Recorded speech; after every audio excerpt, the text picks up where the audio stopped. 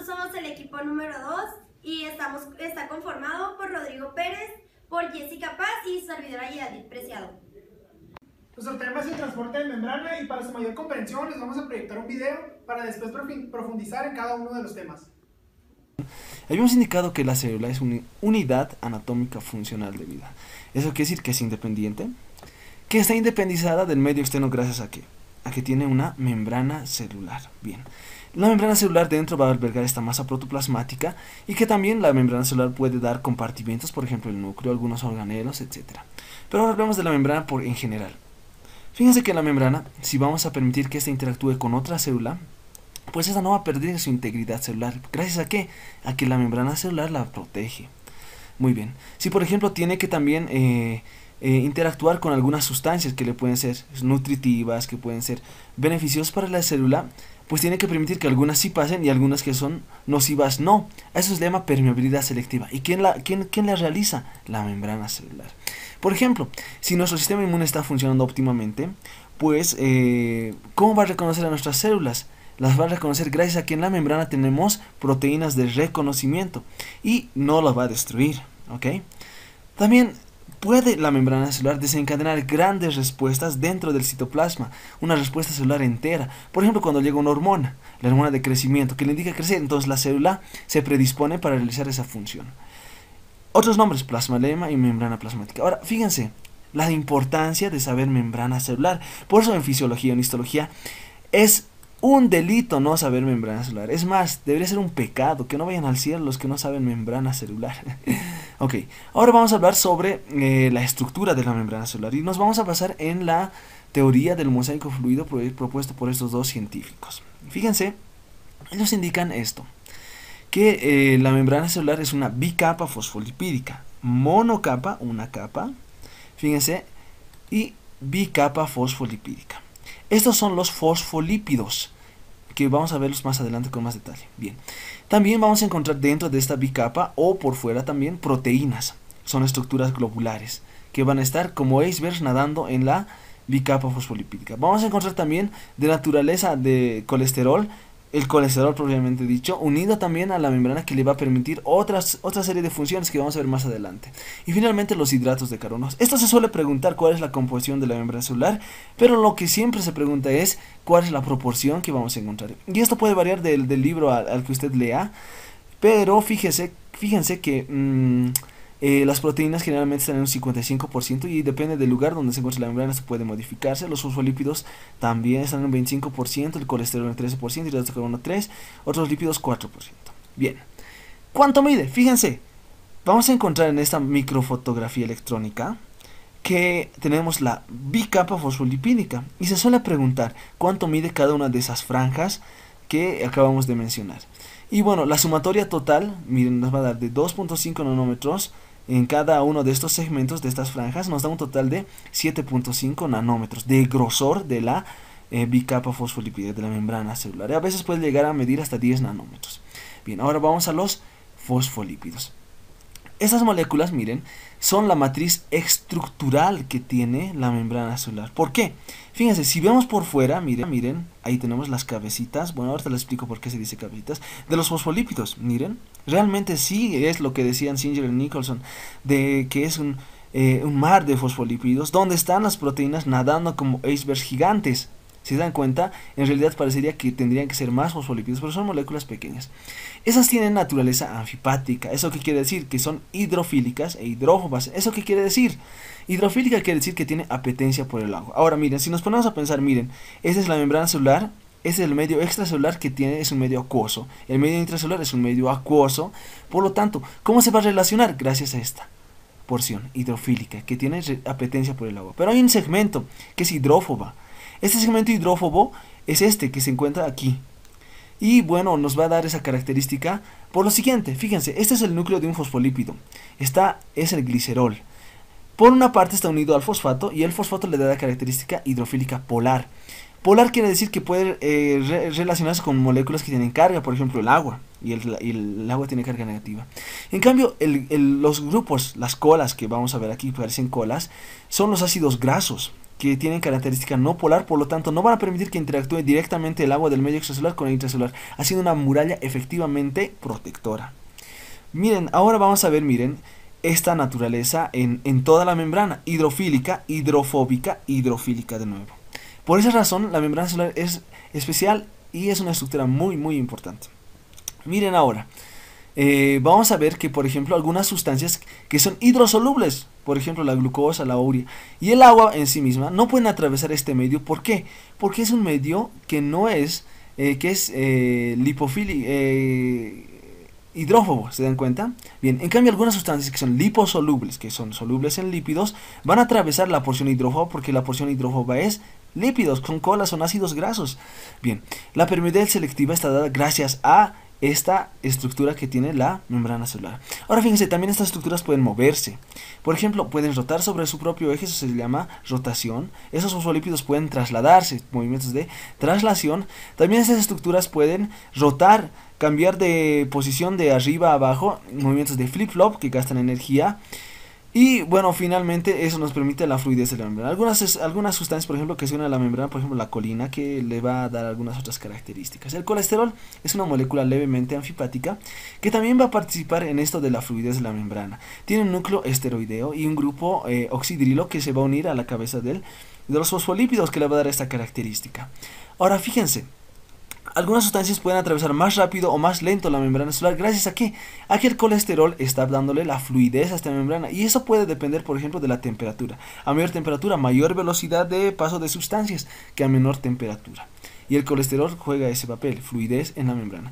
Finalmente, las proteínas que son demasiado importantes, vamos a encontrar dos tipos de proteínas en la membrana celular. Aquellas que son de naturaleza integral y periféricas. Las integrales o también intrínsecas son aquellas que están atravesando la membrana celular completamente, ¿sí?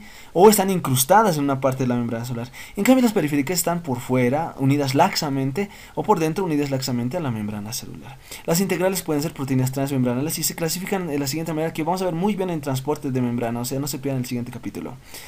Canales, proteínas transportadoras y proteínas receptoras.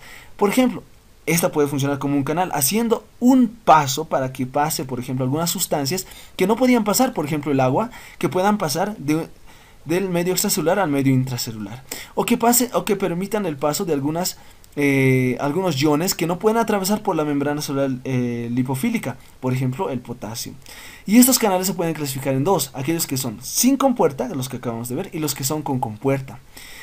Estos que tienen con compuerta, o sea, tienen una porción que los va a sellar por un momento, pero cuando hay el estímulo correcto, por ejemplo, voltaje, pueden abrirse. Cuando hay el estímulo correcto, ligando o una activación mecánica, también pueden abrirse o activadas por proteína G. Bien, las proteínas transportadoras, estas juegan un papel muy importante y pueden participar en el transporte pasivo, que lo vamos a ver en el siguiente video, y el transporte activo, que gasta energía, y ahí vamos a ver cómo funciona la bomba de sodio y potasio en el siguiente capítulo. También hay proteínas que actúan como receptores, que van a desencadenar una respuesta dentro de la célula, y estos pueden ser ligados a enzimas o ligados a proteína G. Ok. Pues en general la célula está rodeada por una membrana que es la que decide la entrada y la salida de sustancias a la misma, y también pues la rodea y la cubre y pues la protege.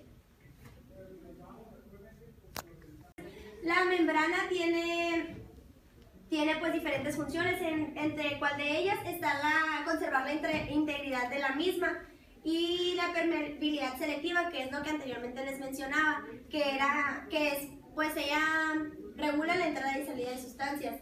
Tiene reconocimiento celular, la interacción que es la individualidad, y la transferencia de señales, que esta recibe recibe las señales y recibe pues de quiénes son y de dónde vienen. Y esos son, ¿le puedo regresar tantito? Y esos son otros nombres como se les conoce a la membrana. Pues nos vamos a basar en un modelo de un mosaico fluido que fue propuesto en 1972 por Jonathan y Gall. Y pues este considera a las membranas como estructuras fluidas cuyos componentes son móviles. Pues la estructura de la membrana está compuesta por proteínas, fosfolípidos, colesterol e hidratos de carbono, entre otros, en distintas proporciones. Aquí vamos a tener, pues, esta es la membrana y está conformada, pues, por lo que vienen siendo los fosfolípidos, que son como las cabezas. Ahorita más adelante se los voy a explicar más profundidad. Y los fosfolípidos son anfipáticos y tienen una cabeza hidrofóbica. Tienen una parte de sus patitas son hidrofóbicas y son hidrofílicos sus cabezas, porque aceptan el agua y las hidrofóbicas la repelan. No quieren el agua. Pues estas presentan movimientos que pueden ser de rotación entre ellos mismos. Estos puede rotar en sí mismo. Puede ser la difusión lateral, que intercambia con el de lado, o puede ser también el flip-flop, que es el menos común y es de transferencia de membrana a membrana, porque pues son dos capas. Y la de rotación, que pues ya la había mencionado, que es entre sí mismo. Y pues la membrana tiene fluidez, que es como el paso de las sustancias por la capa del medio.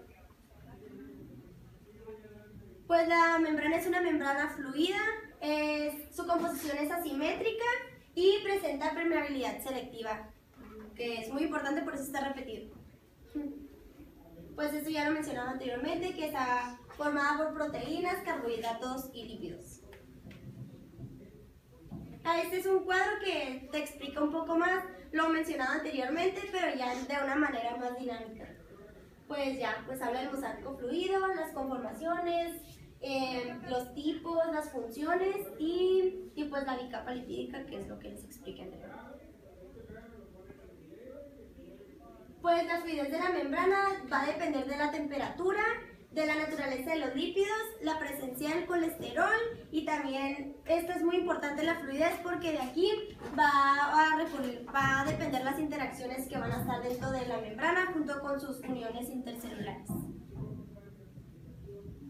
Y pues, la membrana plasmática va a tener muchas funciones. Una de las importantes es atraer sustancias que le sirvan para su función y otra, excretar las que ya haya desechado. ¿Cómo lo va a hacer? Por medio del transporte, el cual va a estar dado por dos tipos, que se clasifican en transporte pasivo y transporte activo, en el cual vamos a encontrar algunas diferencias que vamos a mencionar. En ubicación, en transporte pasivo encontramos por medio de la bicapa lipídica y por proteínas de transporte. Mientras que en el transporte activo, este transporte se va a dar en las proteínas en forma de bombas. En dirección encontramos en el transporte pasivo a favor de la gradiente, es decir, que se van a dirigir hacia donde haya más de un cierto definido químico. Y en el transporte activo va a ser en contra del gradiente. Sería como decir que va en contra de la marea. ¿Por qué? Porque de donde hay menos se va a ir a donde haya más. En energía decimos que en el transporte pasivo hay sin gasto de ATP y sin energía de movimiento cinético, es decir, que no necesita de energía para realizar el transporte. Tenemos la difusión simple y difusión facilitada. La difusión simple se da nada más en el transporte por la membrana a través de los lípidos y a través de las proteínas, y en la difusión facilitada se da a través de proteínas que son como canales que permiten el paso de ciertas sustancias con un cierto volumen. Ajá. Entonces, en el transporte activo vamos a tener que este se va a dar con gasto de energía en forma de ATP, y también vamos a tener una energía metabólica residual que va a servir para que se cree otro tipo de transporte activo. Siguiente. Siguiente.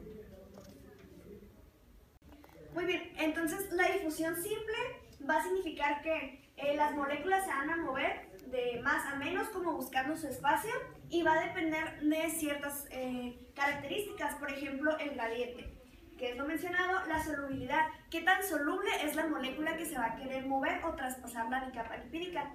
En este caso el oxígeno, al ser un gas, va a poder atravesarla fácilmente. Sin embargo, el agua no va a poder porque no es liposoluble. Eso quiere decir que no va a poder pasar entre los lípidos. Y eso ya lo haría por medio de las proteínas. Va a depender también del tamaño de la molécula. Una molécula pequeña puede atravesar fácilmente porque cabe, y una molécula más grande obviamente no va a caber y va a ocupar de otro tipo de transporte.